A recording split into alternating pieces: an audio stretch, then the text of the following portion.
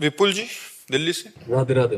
राधे राधे महाराज जी। महाराज जी, मैं दिल्ली पुलिस में कार्यरत हूँ और कई बार ऐसे अपराधियों का सामना होता है जिनके परिवार में वो अकेले कमाने वाले होते हैं और पैसे की कमी की वजह से वो अपराध करता है। नहीं, ये दया का पात्र नहीं है, वो दंड का पात्र है। ये उसके सोचने का विषय है, आपके सोचने का विषय केवल अपराधी है। वो अकेला है या वो दीन है या वो गरीब है, ये सोचने का विषय नहीं। आपके सोचने का विषय केवल आपने जो अपराध किया उस अपराध का दंड देने का, उस अपराध का दंड देने तक पहुंचाने का ये मेरा कर्तव्य है। मैं अपने कर्तव्य का पालन करता हूं। तुम अकेले हो या 100 हो, तुम गरीब हो या धनी हो, इससे कोई तात्पर्य नहीं। उस पर दया नहीं करनी चाहिए। हाँ, इसमें एक गुंजाइश हो सकती है, यदि वो अपराधी आपसे विनय करता है और आपको पक्का समझ में आता है कि अपराध तो बन गया इससे, लेकिन आपराधिक प्रवृत्ति नहीं है इसकी। कभी कभी ऐसे भी लोग होते हैं जिनकी आपराधिक प्रवृत्ति ना होने पर तात्कालिक संयोग से अपराध बन जाता है, वो समझ में आ जाता है। तो हमको उनको बख्शने की तो बात नहीं कह सकते, क्योंकि कानून के लिए न्यायालय है। डीआईजी अखिलेश कुमार जी। राधे राधे महाराज जी। महाराज जी, आपके चरणों में कोटि कोटि प्रणाम। महाराज जी, आपका सत्संग सुनकर जीवन में भगवत प्राप्ति की इच्छा जागृत हुई है। आपके वचनों के अनुसरण करने में जीवन में सुधार किया है और नाम जप भी करता हूँ। महाराज जी, प्रश्न यह है कि आप व अन्य सिद्ध संतों जिन्होंने भगवत दर्शन किए हैं, महाराज जी कृपया करके उनका भगवान का रूप का वर्णन करें ताकि भगवत प्राप्ति और जल्दी हो सके। भगवान और भगवान का रूप अनिर्वचनीय है। भगवान पांच भौतिक देहधारी नहीं है, चिदानंद में है। चिदानंद पांच भौतिक वाणी के द्वारा वर्णन नहीं हो सकता। हरिवंश महाप्रभु वर्णन करते हैं श्री जी का रूप। देखो माई सुंदरता की सीमा, ब्रज नव तरुणी कदम्ब नागरी, निरखी करत अधग्रीवा। देखो माई सुंदरता की सीमा।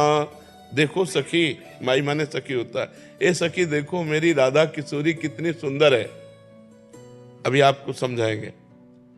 ब्रज की जितनी सुंदरियां हैं, एक जो ब्रज सुंदरी है वो इतनी सुंदर है, लक्ष्मी कोटि विलक्ष लक्षण लसल लीला किशोरी सतई, राधाध्यम ब्रज मंडलेति मधुरम राधा विदानम परम। करोड़ लक्ष्मी मूर्छित हो जाए ऐसी ब्रज सुंदरी है। और ऐसी ब्रज सुंदरियां हमारी श्री जी को देखकर ग्रीवा झुका लेती है।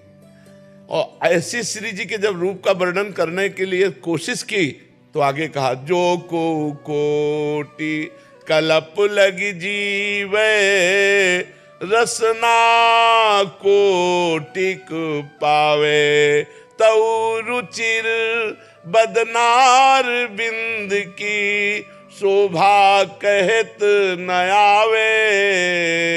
देखो माई सुंदरता की सीमा। अगर कोई करोड़ कल्प तक जिए और करोड़ों रसना हो तो भी प्रियाजू के रूप का वर्णन करने में नहीं आ सकता। जो कुछ वर्णन किया गया वो बाहरी वाणी का केवल स्वरूप है। जिन नेत्रों ने देखा इनकी वाणी नहीं, और जो वाणी बोल रही उसने देखा नहीं, इसलिए अधूरा ही रूप रहता है। सही रूप का परिचय नाम कराता है।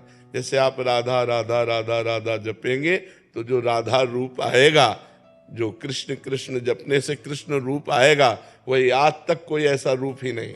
जैसे हम मानते हैं ये रूप है प्रभु का, मानते हैं, लेकिन एक कागज पर एक चित्रकार की भावना, एक प्राकृतिक स्याही के द्वारा वो रूप रंग दे दिया गया। क्या श्री कृष्ण का रूप, श्री हरि का रूप, कोई ऐसी स्याही आज तक प्रकृति में बनी है जो श्री कृष्ण के श्याम रंग का अवलोकन करा दे? सच्चिदानंद रूपाय, भगवान कैसे? सच्चिदानंद। और ये रंग कैसा है? प्राकृतिक। तो सच्चित आनंद का प्राकृतिक रंग हो ही नहीं सकता। प्राकृतिक चित्र की कल्पना करके जिसने चित्र लिखा उसने भगवत साक्षात्कार नहीं किया। वो एक भावना करता है। कैसी भावना करता है? भगवान मोर मुकुट बरहा पीडम, मोर मुकुट धारण किए, नटवर वपुहु कर्णयो कर्णिकारम, कर्णकार के पुष्प कानों में खोसे हुए, ललित त्रिभंगे, अधरों पर मुरली है, सर पर मोर मुकुट है। वो अपनी भावना में बनाता चला जा रहा है, लेकिन उसने देखा नहीं है जो श्याम की श्यामता, ऐसी कोई स्याही ही नहीं पैदा हुई। जो श्याम रंग चिदानंद रंग की, भगवान के नेत्र कैसे? बोले कमल जैसे, अरविंदाक्ष। भगवान को कहा गया अरविंद भगवान नेत्र। अब क्या कमल देखने से भगवान के नेत्रों को? एक बार जिसने भगवान के नेत्र देखा तो मोहन बस गए मेरे मन में, लोक लाज कुल कान छूट गई या की नेह लगन में। मोहन बिक गए, जिन्होंने देखा बड़े बड़े परमहंस बिक गए, जो रूप रस गंध शब्द स्पर्श विजयी महात्मा, वो बिक गए ऐसे भगवान का। तो कमल देखने से क्या भगवान के नेत्रों को देख लिया? नहीं देखा। भगवान के रंग की बात आती है, बोले केकी कंठाभ नीलम, जैसे मोर के गले की नीलिमा, ऐसे तो क्या भगवान को देख लिया? तो भगवान का रूप अनिर्वचनीय है। जहां कुछ वर्णन किया गया है वो बाहरी रूप है, आंतरिक तो जब हम स्वयं अनुभव करेंगे तभी वो आएगा। इसलिए हमें चाहिए कि भगवान के नाम पर हम ध्यान दें, भगवान के नाम का ध्यान करें। भगवान के नाम का रूप तो देखिए, रूप नाम आधीना, वो नाम आपके सामने जो झांकी प्रकट करेगा बस वो स्थायी होगा। इसलिए चिर स्थायी चिदानंद रूप देखने के लिए खूब नाम जप करो, नाम महिमा। और शास्त्रों में भगवान की लीलाएं वर्णन की गई, उनको खूब पढ़ो, ध्यान से सुनो, तो हमारी भगवान की कृपा से भगवान में रति हो जाएगी।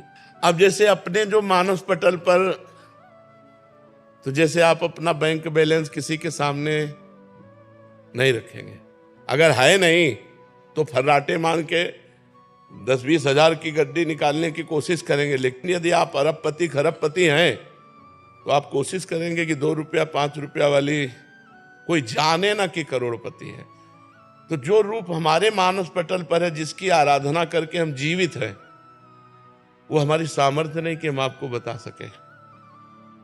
और जो रूप पढ़ा है, जो रूप देखने को बाहर आ रहा है, हमारी श्रद्धा है पर पूर्णता नहीं है। आप हमारी बात को समझना, श्रद्धा है पर पूर्णता नहीं है। और जहां पूर्णता है वहां हम गला काटने पर भी नहीं बता सकते, क्योंकि वो हमारा जीवन है, वो हमारा जीवन धन है।